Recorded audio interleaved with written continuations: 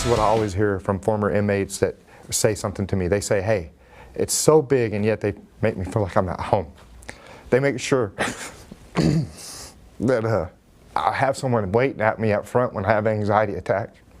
And they'll walk me in and they'll sit with me in the prayer room by the chapel before they take me into the big room to prepare me to make sure that I'm ready for the crowds.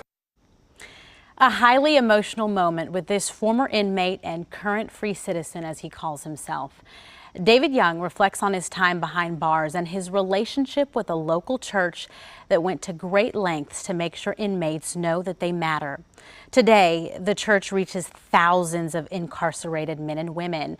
But it was during COVID, Crossings Community Church was led to take an even bigger leap of faith to reach prisoners like never before.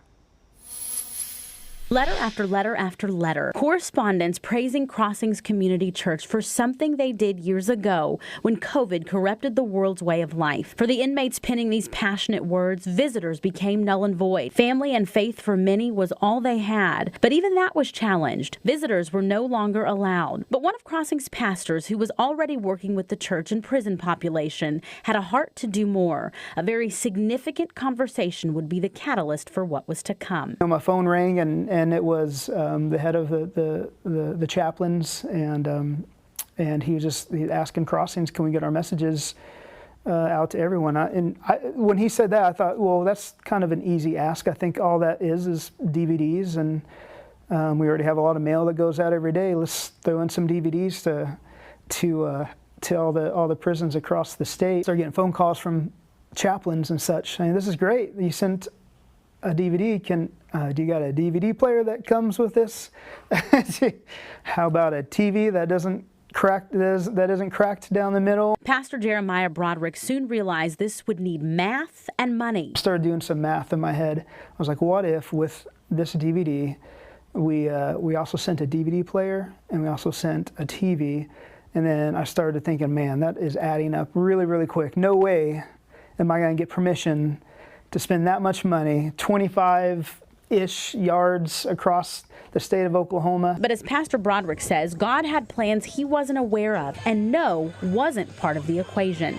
He took the idea to Pastor Marty Grubbs and the board. The decision was made, well, let's hook them up and let's do this right. A pretty hefty price tag, he says, was all worth it. The DOC telling me each setup is valued at $12,500 per location, and there are 24 prison sites in the state. The inmates are ever thankful for their work to get new equipment and services, but also the time Crossings puts in via the pastors and volunteers. Even now, the cookies, the coffee, breakfast, buildings that have been built and donated in years prior, saying the care and concern, a genuine characteristic of who they say they represent. And the inmates at the center of it all get the official response to their work. It just uplifts the men, you know, I mean, for you not to be in here, you really can't see it, but the whole feeling of the yard changes, you know, even before you come and then after you come, and then it lingers.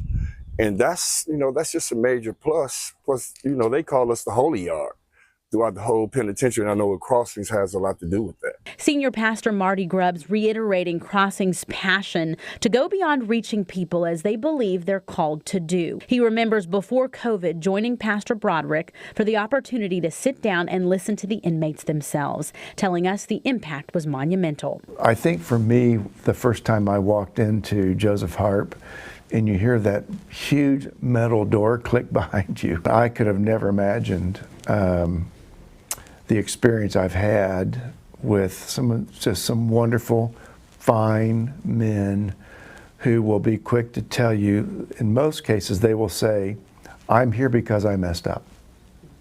I'm here because I did something that was against the law. Also coming to the very sobering conclusion that life circumstances for many paved the way for the lives the inmates previously led. What really got to my heart was suddenly, I didn't see these guys as inmates. They became brothers.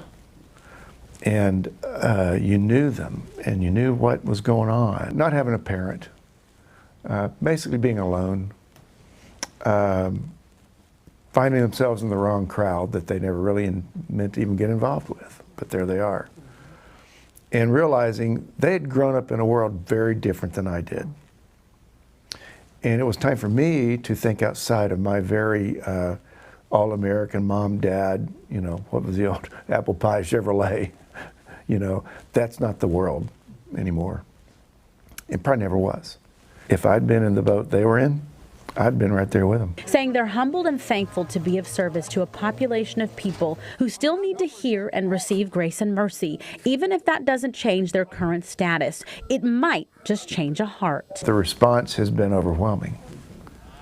The response has been, there are days you get a response that'll put you in tears. David Young understands the response more than most ever could, as he was sentenced to 67 years in prison for armed robbery and served 21 and a half years. He met Pastor Grubbs in Crossings while behind bars at Joseph Harp. He tells us he knows all too well what this donation of equipment and time and effort spent in and on the prisons means to those on the inside. When I was laying on the bunk during COVID and I couldn't get out of my cell, I could see it on TV. And I had community. There are people who have my best interest at heart, and they've helped me. They have a full wraparound approach. They don't just go into prisons and preach about Jesus, they live it. Young has been out for 18 months. He's a volunteer at the church and even sits on the board of Light Christian Academy for preventative work. God is in the people business. And if we could just pause for a moment and realize that there's no ordinary soul, whether they're in prison or in a palace somewhere, we all have equal weight with God. Saying at the end of the day, the work the church is doing is at the intersection of faith, hope, and love. And there you'll find the heart of what they say matters, a community and its people. I think that's what everyone wants to know, is that they're remembered, that they're loved, and they matter. Also important to note that when inmates get out and can actually attend one of their campus locations, church members or volunteers walk alongside them as they show up as needed. The DOC telling me Crossings is one of their greatest partners, and they continue to look forward to the ways they choose to reach the incarcerated population. They also appreciate that their donations are welcome to be used by those of different faiths.